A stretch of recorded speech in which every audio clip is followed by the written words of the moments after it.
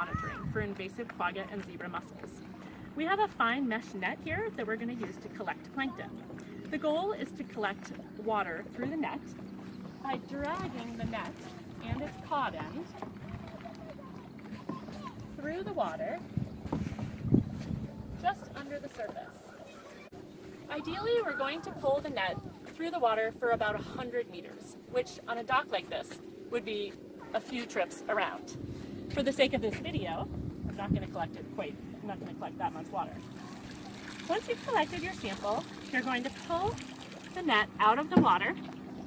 I'm wearing gloves so that I don't contaminate the sample. I'm going to unscrew the cod end from the net. And here I have water from the lake with plankton that have gotten caught in the cod end. I'm going to take my hand and shake out the water from the cod end, because mostly we just want to collect the biological material and the plankton in the cod end for the sample. Once I have most of the water out of the cod end,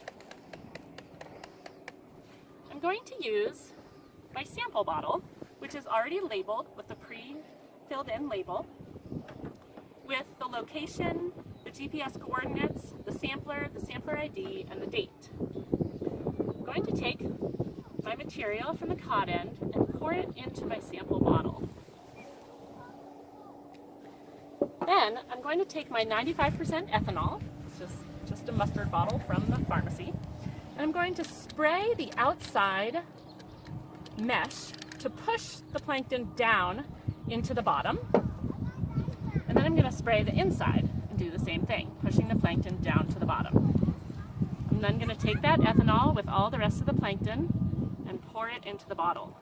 Now ideally, you want at least a 1-to-3 ratio of sample to ethanol.